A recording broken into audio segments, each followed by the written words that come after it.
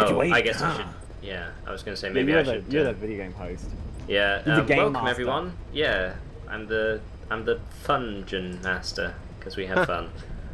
Welcome to Metal Gear Solid 5 Ground Zeroes. The latest. The next Metal Gear game, because we didn't play Metal Gear Rising.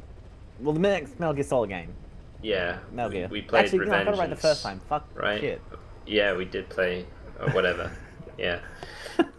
So for some reason I played this rather than anyone else, despite knowing virtually nothing about, And this is literally the worst way you could get introduced to the world of Metal Gear. Pretty much. Like, I read this, and I'm gonna be honest, it made no sense. No sense at all.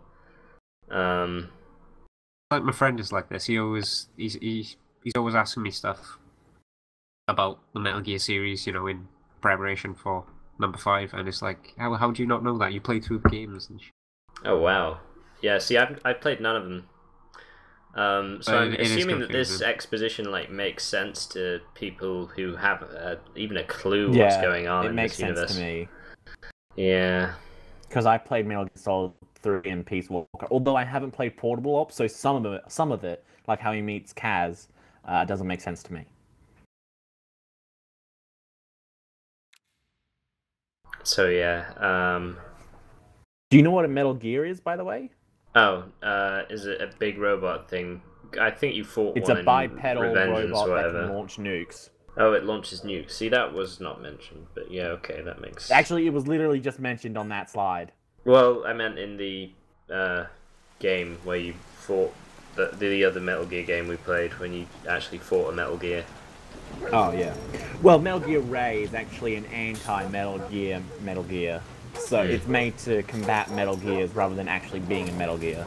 And the other Metal Gear we fought, Metal Gear Excelsius, was a Metal Gear in only name. It wasn't actually a Metal Gear because it wasn't bipedal or whatever. Oh, okay. So yeah, this was kind of a shock for me. It was like, because obviously I've not played a Metal Gear game, none of the later ones either, and I'd forgotten that Revengeance or whatever it was we played was like 50% cutscene. I didn't figure that this would go on for this long. Yeah, movies and stuff. So filmic. J.J. Abrams. J.J. Abrams apparently directed this game with all the lens flare. I was gonna. Oh right, I thought you meant he actually had, and I was like, well, that explains the lens flare. But no, that's you just made that up. Yeah. Just looks so good. He's got him fun subdued. Fact. Good job there. Hideo Kojima directed this game, even though Konami doesn't want you to know that, because they're removing his name from the box. When that game comes out, MGS5 Phantom Pain, all I'm going to do is just slap his name right on the cover, there we go. Yeah, with like a Sharpie. Hideo Kojima. You earned it. So I really like these cutscenes because they're all done in one continuous shot. There's never a single cut. That's true. Like, I did wonder, if I was, in a head cam or just, it was just... Because it's weird, because the camera does sort of, go through people at certain points, and, yeah. So I wasn't sure if it was, a person for a while, but no, it's, Yeah. I think they're trying to simulate there being, a cameraman. But there's not an actual person there, yeah. But yeah, also, this is just gross. Yeah, I know. I didn't get why he had an audio jack in his chest. But... Yeah. So Chico is one of Big Boss's child soldiers that he has.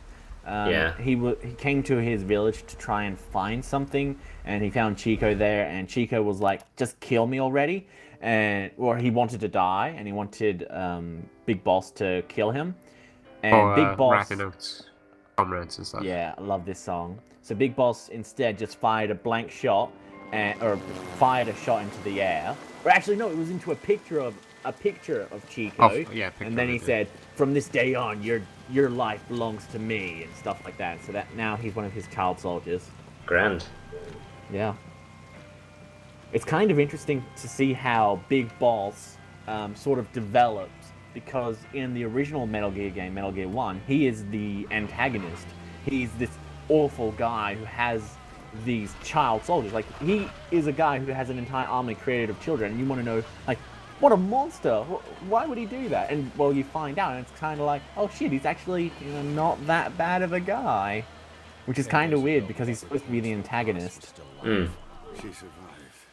She was rescued by This is just bizarre for me still. So what's What? the plan? Kiefer Sutherland's voice. No. Oh right, yeah. See, that's Oh, one thing I yeah. didn't have to adjust to. Our friends at Cypher suspect Like the entire Yeah. series, Snake and Big Boss have been voiced by David Hayter, and then it's... southern tip of Cuba. He's not a bad voice one actor, but it's exception, different. Richard Will in MGS4, I think. Communist soil. Yeah, but yeah, in MGS4, because that was like Yeah, the but first that time we was saw. only because Old Snake was voiced by Big Boss. Yeah. Or Old Snake was voiced by David By Hayter. David Hayter. And you couldn't have David Hayter talking to David Hayter.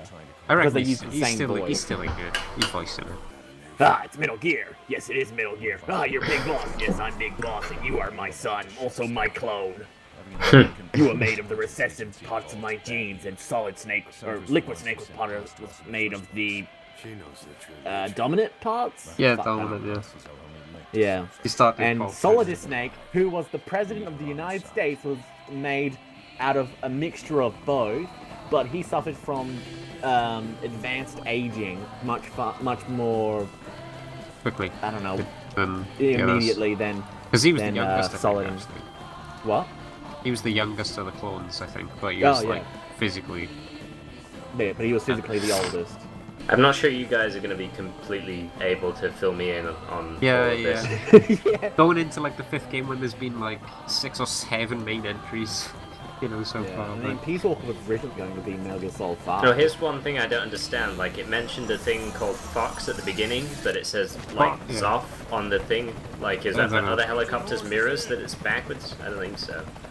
Because Oh, F that's is don't know. the way actually around. pretty cool. XOF backwards is Fox, but when they first see the logo, it's Yeah. it's in a mirror, so you Yeah. think it says Fox. That That was actually confused really me. cool. But it also mentioned, Yeah. like, an organization called Fox, like, in the introduction to the thing. Yeah, Yeah, Fox we're- is, like... Isn't that Metal Gear Solid 1? Isn't that what they're on? Fox. Metal Gear Foxhound? No, that's Foxhound. That was... Yeah. Fox was, like, you know, it's like a secret... Well, how would Is you Fox describe what it? they were in Metal Gear 1? Like, not Solid? No, Metal just Gear Solid 3. Metal Gear Solid 3. Oh, Yeah. okay. I 'Cause will Fox say was- this for it, like, no matter how Oh, confusing God. it was one of the single most, like, impressive cutscenes I've ever seen in a game. Yeah, yeah. Like, Hideo visually. Kojima really knows how to make a cutscene, which you'd think, considering he's made more cutscenes than games. Yeah. He does love his films and stuff, so it's like... He really Has does. he actually directed any films, or...? So who's the other? You mean aside from Metal Gear Solid? Chico Ah. has been held in the same area as Boss. Last radio contact was 40 hours ago. So fun fact, these XOF patches they're throwing at the helicopter, you can collect these scattered around the base, and if you collect them, you unlock hidden missions where you get to play as Raiden. That is very cool. Yeah. Will you It's- be I doing mean, that? actually, no. I Oh. didn't know about their existence, but I also hate the idea that content is hidden behind collectibles, because, well, that's just I actually from... think that's one of the best ways to do collectibles. I like, kind of, reward well, I mean, in one way it's good, but 'Cause then, otherwise, like, what are you doing? Well, it depends. You're just collecting them for the hell of it? Well, like, you know, like an additional bit of story or a cutscene or something, but something is, you know, like, missions for each collectible and whatnot, like... Because the whole, Well, it's- pretty much it's the whole of completely Murdered Soul non-canon. Suspect, like, all of the side content was basically, like... Oh, you get a ghost story.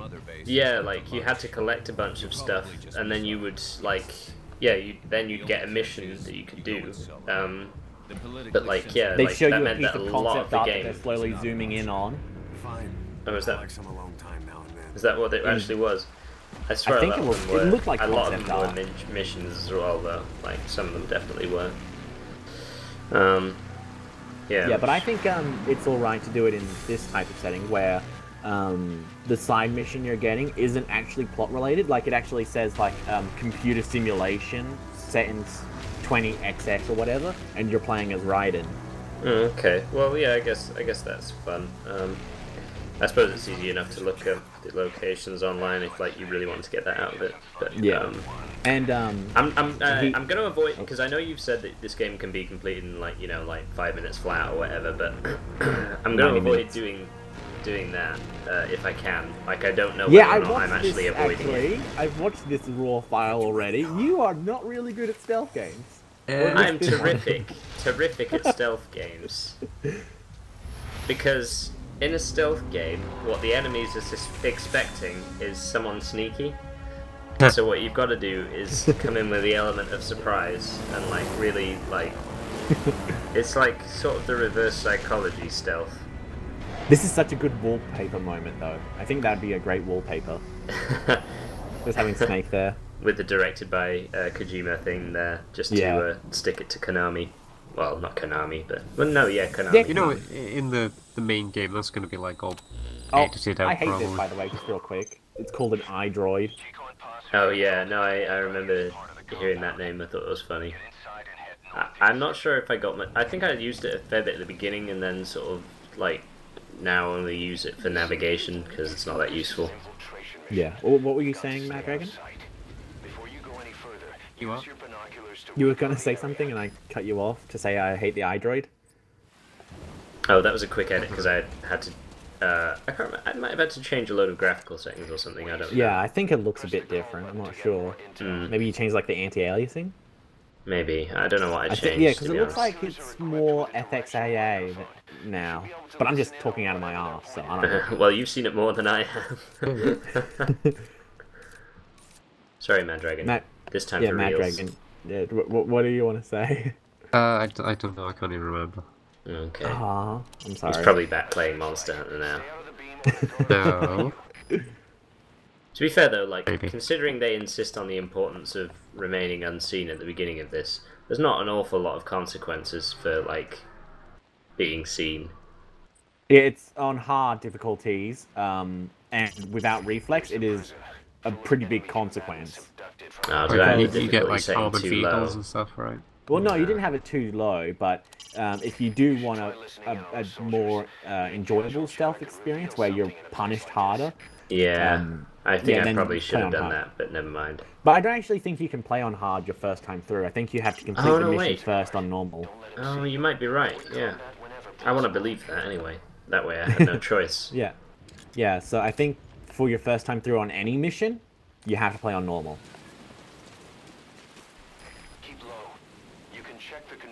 The controls in this game are actually really in-depth. Like, there's a lot of stuff you can do in it. It's kind of ridiculous.